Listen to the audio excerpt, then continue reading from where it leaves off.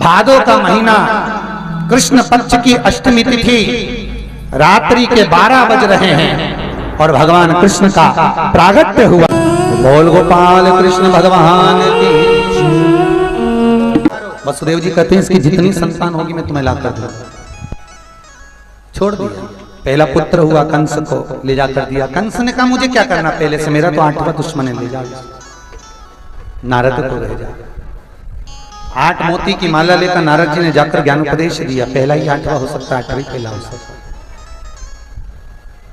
कंस गया, देवकी वसुदेव को कारागार में डाल दिया, पहले पुत्र का वध कर दिया। धीरे धीरे 6 पुत्रों का वध करा। 7वें पुत्र के रूप में शेष जी महाराज आकर विराजमान हो गए। वसुदेव जी ने स्तुति करी, मेरे पत्नी के गर्भ में जो बालक है वो रोहिणी के गर्भ में जाकर विराजमान। रोहिणी के गर्भ से जो बालक प्रकट हुए उन्हीं का नाम संकर्षण, दाऊ, बलदाऊ हो गए। बोल दाऊ जी महाराज की। अब देवकी मैया का 8वां गर्भ है। भादो का महीना, कृष्ण पक्ष की अष्टमी तिथि, रात्रि के 12 बज रहे हैं। देवताओं ने पुष्पों की वृष्टि करी, गंधर्व गान करे, करी, चारों तरफ सुख समाहित हो। बोल गोपाल कृष्ण भगवान की। वसुदेव जी महाराज भगवान कृष्ण का दर्शन करे। बेड़ियां टूट गई, ताले टूट गए, दरवाजे खुल गए। वसुदेव जी ने लाला को टोकरी में सुलाया। यमुना अपार चढ़ रही थी और भगवान वसुदेव जी कन्हैया को लेकर चले। लेके चले रे वसुदेव कन्हैया जी को लेके चले रे। लेके चले रे वसुदेव कन्हैया जी को लेके चले। वसुदेव जी आ रहे हैं, जोरदार तालियां। वसुदेव कन्हैया जी को लेके चले रे। भगवान को सर्वश्रेष्ठ चंदन कौन सा, भगवान को सर्वश्रेष्ठ चंदन कौन सा प्रिय है? वो कौन सा चंदन है जो भगवान विष्णु को लगाएं, राम को लगाएं, कृष्ण को लगाएं? वो कौन सा चंदन है जो श्री हरि को लगाया जाए? तो जीते जी भगवान विष्णु एक बार गले लगाते हैं, उसको कहते हैं हरि चंदन। कौन सा चंदन है? हरि चंदन। हरि चंदन बाजार में नहीं मिलेगा, हरि चंदन आपको बनाना पड़ेगा। कैसे बनाना है? तुलसी जब सूख जाए उसकी जड़ को निकाल लिया जाए, वो जड़ को पानी में धो लिया जाए। धोने के बाद उसको सिलवट्टे पर, पत्थर पर घिसा जाए और घिसकर उसमें थोड़ा सा कुंकू, रोली डालकर तैयार विष्णु के मस्तक पर, कृष्ण राम के मस्तक पर लगा देते हैं और उसकी एक बिंदी अपने हृदय पे लगा लेते हैं। जीते जी भगवान एक बार उसको गले लगाते। हरिहर मिलन का जो बेलपत्र और तुलसी का दल होता है वो बुद्धि के लिए, चित्त के लिए, हमारे शरीर के विकास के लिए, बुद्धि के विकास के लिए बहुत जरूरी होता है। कृष्ण ने गोवर्धन पर्वत को अपनी उंगली पर लिया। 7 दिवस तक जलवृष्टि हुई। 7 दिवस भगवान पर्वत को अपने उंगली पर धारण कर कर रखे। एक दिन में मेरे श्री जी बाबा को, मेरे ठाकुर को, मेरे कन्हैया को, मेरे कृष्ण को एक दिन में 8 बार भोजन आता है। 7 दिन तक भगवान जब तक गोवर्धन पर्वत को अपनी उंगली पर धारण करके रखे तब तक भगवान ने कुछ नहीं पाया। और जब 7वां दिन पूर्ण हुआ तो एक दिन में 8 बार भोग लगता था, इसलिए 7 दिन का 8 बार का भोज इकट्ठा करके भगवान के सामने रखा तो सतुवटु 56, ऐसे भगवान के सामने 56 भोग आया। तो आज जो भोग लग रहा है वो अन्नकूट है। अन्नकूट है। पर्वत उठाने के बाद 7 दिन का जो भोज इकट्ठा हुआ वो लगाया, वो 56 भोग है। और भगवान कृष्ण के साथ में सारे ब्रजवासी नंद बाबा के साथ में मिलकर जो भगवान गोवर्धन नाथ जी का प्रति समय पूजन करने जाते थे और जो भगवान को भोग लगाते थे वो उसको कुनवाड़ा कहा गया। कुनवाड़ा का मतलब है कुनवे के साथ, परिवार के साथ में जाकर भगवान को भोग लगाया जाए, वो कुनवाड़ा है। वो कुन की अगर लड्डू गोपाल आपके घर में ठाकुर जी हो, 5 चीजें चढ़ती है, जल, दूध, दही, शहद, घी, शक्कर, पंचामृत की वस्तु। 5 हमारे जीवन को सार्थक करने वाले। दूध भक्ति का प्रतिबिंब है। हमारे घर से रोग बीमारी तकलीफ को दूध चढ़ाते ही वो रोग बीमारी समाप्त होने लगती। दही, हमारे परिवार अगर टूट रहा है, हमारा परिवार अगर टूटने की कतार पर है, 2 बेटे 3 बेटे वो भी आपस में झगड़ रहे हैं, माता पिता आपस में झगड़ रहे हैं, बेटे बहुएं आपस में झगड़ रहे हैं, तो दही शिव को जो चढ़ाया जाता है ये परिवार को जोड़ने का काम करता है। शहद ये व्यक्ति के जीवन को, समृद्धि को बढ़ाने का प्रयास करता है। घृत, घी, हमारे घर में किसी की चिड़चिड़ वृत्ति हो तो उसको समाप्त करने का कार्य करता है। शक्कर, मिष्ठान, ये इसलिए चढ़ाया जाता है, हमारी जिंदगी में ना जाने कितनी रुकावटें आएंगी, पर मिष्ठान की तरह वो जीवन हमारा सार्थक होता चलेगा। चमृत,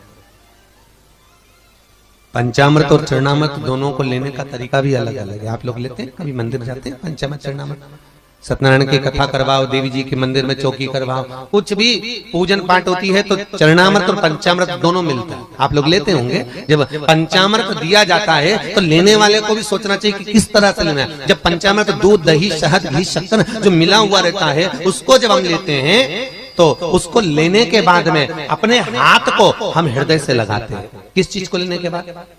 जम के बोलो। पंचामृत, चरणामृत नहीं। पंचामृत लेने के बाद हाथ को हम हृदय से लगाते हैं। और चरणामृत अर्थात किसी मंदिर में गए, तुलसी जी पड़ी हुई है जल के अंदर और वो पंचपात्र में जल जो रखा हुआ है वो चरणामृत है। उस चरणामृत को जब हम लेते हैं तो उस जल को लेने के बाद में हम अपने हाथ को हृदय से नहीं लगाकर अपने मस्तक से लगाते हैं। उसका कारण क्या है? उसका केवल एक कारण है कि पंचामृत लेने के बाद हमने जो हाथ को हृदय से लगाया, उसका कारण केवल इतना सा है कि भगवान के स्नान की झांकी का दर्शन हमारे हृदय में बैठ जाए। और चरणामृत लेने के बाद जो हमने हाथ को सिर पर लगाया, उसका कारण केवल इतना सा है कि भगवान के चरणारविंद का जल जब हमारे मस्तक पर चढ़ेगा तो हम जैसे पापियों का भी उद्धार अपने आप हो जाएगा। दोनों को लेने का तरीका। शमी पत्र, 1 बेलपत्र, 3 शमी पत्र। आप कभी दिल से, कभी मौका मिले हृदय से अशोक सुंदरी वाली जगह का स्पर्श कर भगवान शंकर के शिवलिंग पर एक बार समर्पित कर देखना, और दूसरे वर्ष इंतजार थी। और 16,108 रानियां सब पढ़ी लिखी थी, विद्वान थी, सब ज्ञानवान थी, सब राजाओं की यहाँ की पुत्रियां थी। पर ये गोपियां पढ़ी लिखी भी नहीं थी, विद्वान भी नहीं थी, कुछ जानती भी नहीं थी। फिर भी भगवान का दिल, भगवान का मन इन गोपियों में इसलिए अटका हुआ था क्योंकि ये कुछ जानती नहीं थी। केवल एक चीज जानती थी कि कृष्ण हमारा है, और कुछ नहीं जानती। और जो एक बार जान गया कि भगवान हमारा है तो भगवान भी जान गया कि ये मेरा है। आपसे भी निबंधन है, एक बार अगर आपने कह दिया कि शिव हमारा है, बस हम इतना ही जानते हैं, इसके सिवाय कुछ नहीं जानते, तो आपकी चित्तवृत्ति उसमें रमी रहेगी बस। गोपियां भगवान से मिलने के लिए गई थी और इंतजार करते करते कब द्वारका नाथ आएंगे, कब द्वारकाधीश हमें दिखेंगे, कब ठाकुर हमें दिखेगा। उस भूमि पर ठाकुर का इंतजार करती हैं। जब भगवान कृष्ण नहीं आए तब उन गोपियों ने शिव को बुलाया। इसलिए गोपी तालाब के पास में शंकर का मंदिर है। गोपीनाथ शिव, वृंदावन में गोपेश्वर, वह गोपीनाथ शिव है। दर्शन करिएगा, कभी मौका मिले, गुजरात जाएं, द्वारका जाएं, द्वारकाधीश के मंदिर जाएं तो गोपी तालाब पर जरूर जाएं, गोपी भूमि पर जरूर जाएं। इंतजार करती है। जब कृष्ण नहीं आए तब गोपियां शिव को पुकारी। भगवान शंकर एक गोपी का रूप रखकर है। 2 बार मेरा शंकर गोपी बना है, एक वृंदावन की रज में गोपेश्वर महादेव, दूसरी बार इन गोपियों के बीच में सांत्वना देने के लिए, समझाने के लिए, इनके प्रेम को धीर बंधाने के लिए। बहुत जरूरी है महाराज, आप किसी के सुख में जाकर भड़े ना खड़े हो, पर दुख में कम से कम एक बार जाकर कह सकते हो चिंता करने की जरूरत नहीं है। बैठे हैं अभी हम। पहली मृदा, पहली मिट्टी सूर्य कुंड की, दूसरी संपदा के लिए, धन के लिए, वैभव के लिए स्कंद पुराण कहती है जहां गौ माता बनती हो, बच्चे को जन्म देती हो, उस स्थान की। तीसरा महाराज गोपी भूमि की मिट्टी, तीसरी मिट्टी है गोपी भूमि। कहां पर है गोपी भूमि? तो कहा जिस भूमि पर गोपियां भगवान की याद में रोई और इतना रोई कि उस जगह की मिट्टी चंदन हो गई। जहां पर गोपियां रोई और उस जगह की मिट्टी चंदन हो गई, वो गोपी भूमि सौराष्ट्र गुजरात द्वारकाजी से 12 किलोमीटर की दूरी पर भेट द्वारका जाते समय बीच में पड़ता है गोपी तालाब, गोपी भूमि। आप लोग गए होंगे, कई लोगों ने दर्शन करा होगा। गोपी तालाब, गोपी भूमि, जहां की मिट्टी को लोग लेकर आते हैं और गोपी चंदन बनाते हैं और सिर पे लगाते हैं। गोपी चंदन बस वहीं की मिट्टी से बनता है।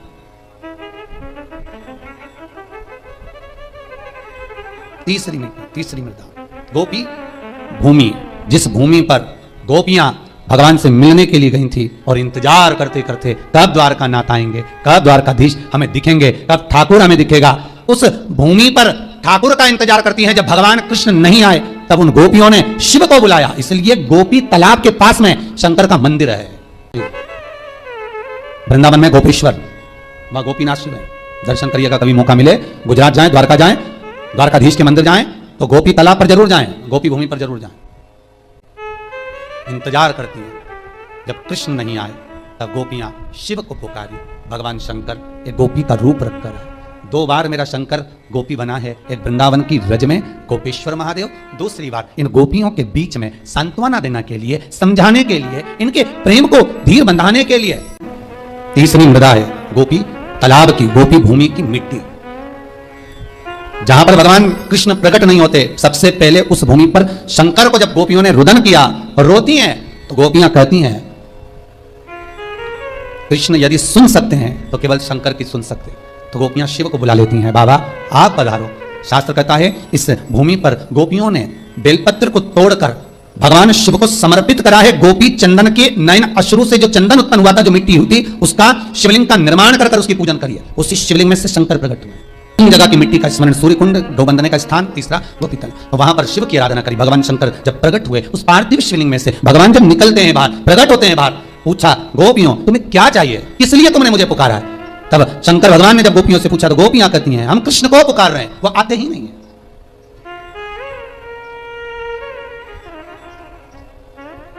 तीनों भूमि की मिट्टी का देखिए, सूर्यकुंड की मिट्टी काया का रोग ठीक कर रही है, गौ माता के बंधने की मिट्टी लक्ष्मी की वृद्धि कर रही है, और गोपी तालाब की मिट्टी आपको भक्ति प्रदान कर रही है। ये जितने गौरिया मठी होते हैं, जितने इस्कॉनी होते हैं, जितने भी निम्बार्की हुए, गौरिया हुए, पुष्टि के हुए, इनको गोपी तालाब की जो मिट्टी होती है, गोपी चंदन जो होता है, इसका जो तिलक लगाते हैं, नासिका तक श्वेत तिलक आपने देखा होगा, सफेद कलर का तिलक, जो गोपी चंदन जो होता है उसका जो तिलक, ये भक्ति के लिए लगाते हैं, भक्ति की प्रबलता। तब भगवान शंकर उसको लेकर भगवान कृष्ण के पास गए थे, भगवान कृष्ण के पास तब लेकर पहुंचे थे। कौन लेगा नरसिंह जी को? स्वयं शंकर। शिव जी के सिवाय शंकर अगर करुणा ना करे तो राम भी नहीं मिल सकते और कृष्ण भी नहीं मिल सकते। शंकर, इसलिए रामचरितमानस की शुरुआत शंकर से, भागवत जी की शुरुआत शंकर से। ऐसी कोई पुराण बता दो जिस पुराण में शंकर से शुरुआत नहीं हुई। विष्णु पुराण की शुरुआत शंकर से, अग्नि पुराण, नर्मदा पुराण, पद्म पुराण, गरुण पुराण, बराह पुराण, भविष्य पुराण, जितनी पुराण है सबकी शुरुआत शंकर से हुई है।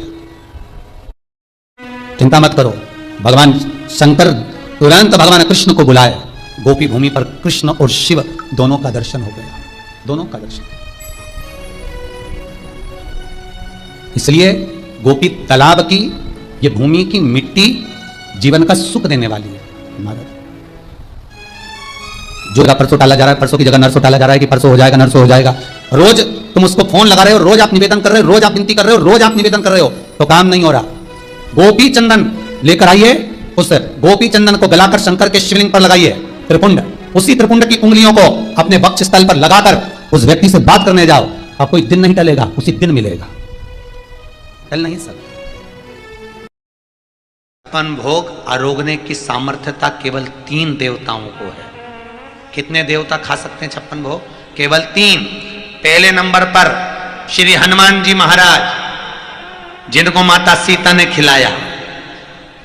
दूसरे नंबर पर श्री गणेश जी महाराज, जिनको श्री कुबेर जी ने खिलाया। और तीसरे नंबर पर श्री गोवर्धन नाथ जी, जिनको भगवान कृष्ण ने खिलाया। ये 3 देवता। बाकी के देवी देवता के आगे आप 56 भोग लगा रहे हो तो ये आपकी मूर्खता है। आप बाकी के देवी देवता के आगे 56 भोग रख रहे हो। हाँ, आप देवताओं के आगे भोग रख सकते हो, पर 56 भोग का नाम नहीं दे सकते।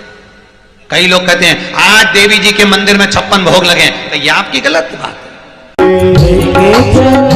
वसुदेव कन्हैया जी को लेके चले जिन्हें खोले सब खुल गए ताले खोले सब खुल गए ताले नींद में सो गए पहरे वाले नींद में सो गए पहरे वाले टोकरी में लिया रे उठाए कन्हैया जी को लेके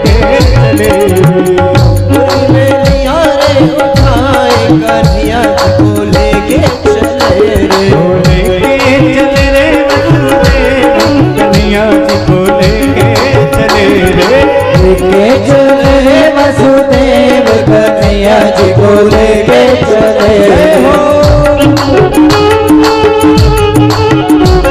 बधाई हो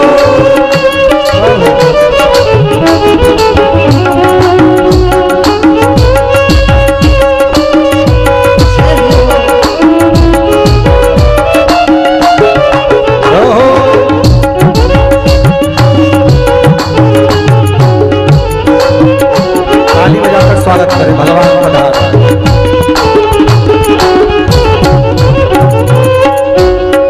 जा पहुँचे श्री नंद जी के द्वारे जा पहुँचे श्री नंद जी के द्वारे कृष्ण कन्हैया बांसुरी वाले तो लिया रे कन्हैया जी को लेके चले जी को लेके चले रे वसुदेव कन्हैया जी को लेके चले वसुदेव कन्हैया जी को लेके चले ओ नंद घरा नंद भयो जय कन्हैया लाल की नंद घरा नंद भयो जय कन्हैया लाल की नंद घरा नंद भयो जय कन्हैया लाल की नंद बिना घोड़ा नीला ओ बिना पाल की नंद बिना घोड़ा नीला ओ बिना पाल की नंद घरा नंद भयो जय कन्हैया लाल की जय हो नंद लाल की जय हो गोपाल की नंद लाल की जय हो गोपाल की नंद घरा नंद भयो जय कन्हैया लाल की नंद घरा नंद भयो जय कन्हैया लाल की भगवान कृष्ण भगवान की सभी लोग अपनी जगह बैठे रहेंगे। अभी नंदोत्सव मनाया जाएगा सुंदर। नंद बाबा यशोदा पधारे ऊपर।